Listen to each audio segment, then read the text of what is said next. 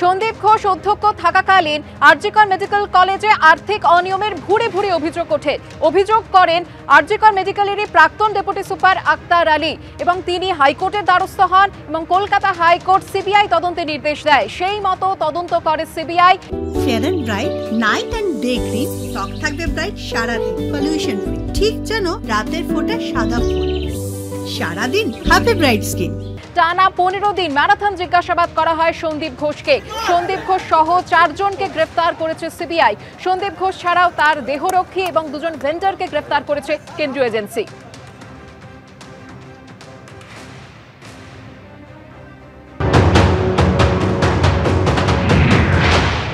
সন্দীপ ঘোষের এই গ্রেপ্তারির পর কিছু মানুষ হয়তো উৎসাহিত হয়েছেন, উচ্ছ্বাস প্রকাশ করছেন।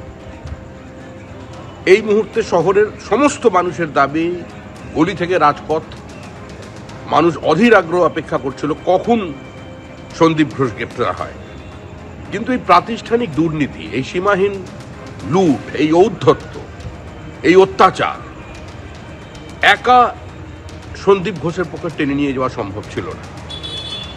অনুমোদন ছাড়া, আশীর্বাদ ছাড়া এত বড় প্রতিষ্ঠানকে এভাবে একচেটিয়া একাধিপত্য কায়েম করা সম্ভব ছিল না। আমরা বিশ্বাস রাখি যে আদালতের নজরদারিতে যে তদন্ত চলছে, কেন্দ্রীয় তদন্তকারী সংস্থা নিঃসন্দেহে প্রকৃত তথ্য উদ্ঘাটিত করবেন। আমরা প্রথম থেকেই বলছি, এই মেয়েটি কোনো বিচ্ছিন্ন ধর্ষণ কিংবা খুনের ঘটনার শিকার নয়। একটি বিশেষ চক্রের বিরুদ্ধে আওয়াজ তোলা কিংবা কিছু জেনে ফেলার কারণে পরিকল্পিতভাবে খুন করা হয়েছে তাকে।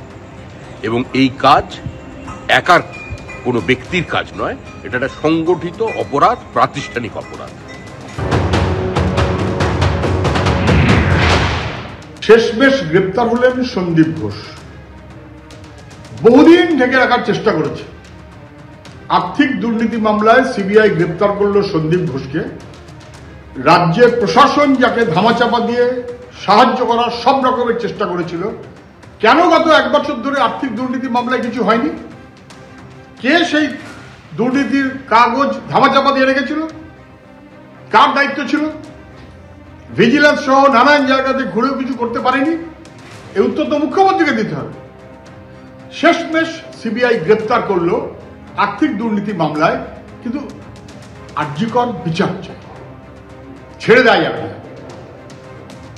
নির্যাতিতা খুন হলো, ধর্ষিতা হলো, তথ্য প্রমাণ লোপাট করার ব্যবস্থা হলো। সন্দীপ ঘোষ এবং তার বাহিনী, পুলিশ এবং তার মাতব্বররা, তারা সবাই মিলে ধামাচাপা দেওয়ার চেষ্টা করেছে। কোনো সন্দেহ আছে? এই অপরাধে যারা অপরাধী তাদের বাকি প্রত্যেকটাকে যতক্ষণ না পর্যন্ত গ্রেপ্তার করা হচ্ছে, ওপর নিচ মাথা পর্যন্ত, ততক্ষণ পর্যন্ত নির্যাতিতা শান্তি পেতে পারে না। এর আগে আপনারা দেখেছেন আরজিকর মেডিকেলের প্রাক্তন অধ্যক্ষ সন্দীপ ঘোষের বাড়ি সহ 15টি জায়গায় একযোগে তল্লাশি অভিযান চালায় সিবিআই। আর তারপরে সন্দীপ ঘোষ সহ 4 জনকে সিবিআইয়ের আধিকারিকেরা গ্রেফতার করেন গতকাল। বিরোধীরা এ নিয়ে সমালোচনায় সরব হয়েছেন। পাল্টা কি জবাব দিয়েছেন কুণাল ঘোষ, শোনাবো।